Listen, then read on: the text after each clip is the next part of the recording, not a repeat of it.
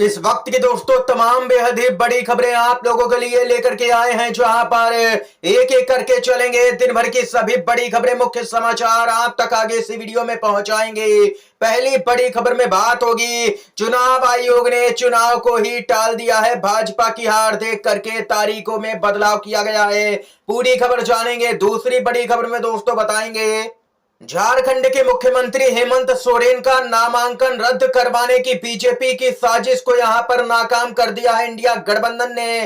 तीसरी बड़ी खबर में दोस्तों बात होगी, एमबीए सत्ता में आई महाराष्ट्र में तो नीतीश कुमार और चंद्रबाबू नायडू मोदी सरकार से समर्थन वापस लेंगे। बड़ा दावा आया है सामने निकल के।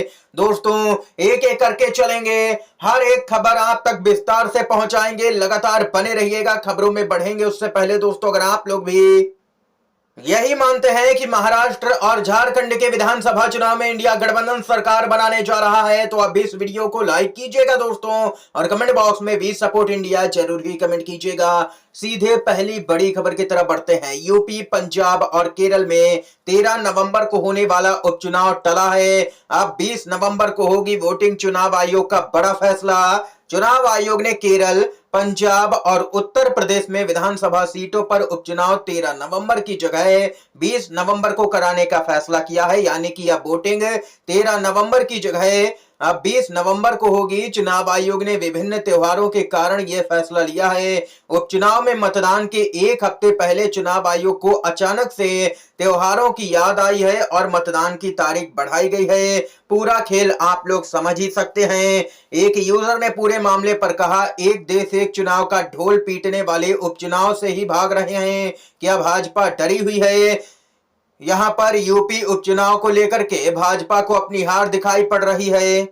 इसके साथ ही दोस्तों अगली बड़ी खबर की तरफ बढ़ते हैं, जहां पर महाराष्ट्र में एमबीए सत्ता में आई तो नीतीश कुमार और चंद्रबाबू नायडू मोदी सरकार से समर्थन वापस लेंगे। बड़ा दावा आया है।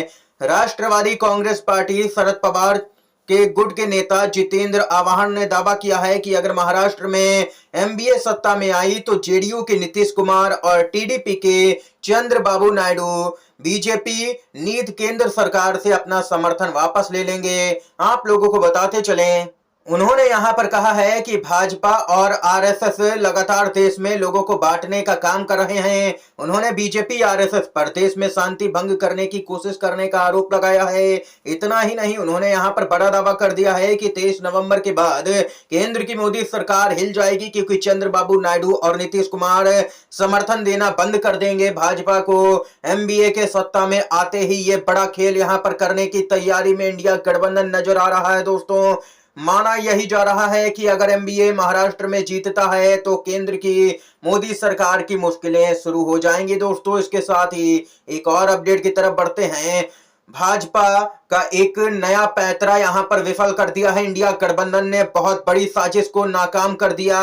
मंडल मुर्मू के बीजेपी में शामिल होने पर बोले हैं जेएमएम के नेता। मामला क्या है दोस्तों, बहुत ही गंभीर है, ध्यान से सुनिएगा। झारखंड विधानसभा चुनाव के बीच मुख्यमंत्री हेमंत सोरेन को एक बड़ा झटका लगा, क्योंकि उनकी पार्टी के प्रस्तावक मंडल मुर्मू बीजेपी में शामिल हो गए। मंडल मुर्मू के इस कदम से जेएमएम के नेता हैरान हैं, लेकिन यहां पर एक भाजपा को भी झटका दे दिया है। इस पर अब मनोज पांडे की प्रतिक्रिया आई है। उन्होंने कहा है कि बहुत बड़ी साजिश थी जिसे हमने नाकाम कर दिया है।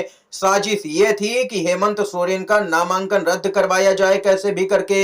दरअसल मनोज पांडे ने गुजरात का जिक्र करते हुए बताया कि लोकसभा चुनाव के दौरान सूरत में प्रस्तावक का अपहरण कर लिया गया था। उन्हें अपने पक्ष में लाया गया। बयान दिया गया कि उन्होंने हस्ताक्षर नहीं किए। हमें समय पर सूचना मिली कि कुछ लोग और एक बिचौलिया सांसद इसे पूरा करने के लिए काम कर रहे हैं, इसीलिए हम यहां पर पूरी तरह से एक्टिव हो गए और भाजपा की साजिश को नाकाम कर दिया। पूरी साजिश थी कि कैसे भी करके जेएमएम के जो नेता हैं, मुख्यमंत्री हैं हेमंत सोरेन, उनका नामांकन ही रद्द करवा दिया जाए। लेकिन इंडिया गठबंधन ने भाजपा की साजिश को दोस्तों बेनकाब कर दिया है, नाकाम कर दिया है।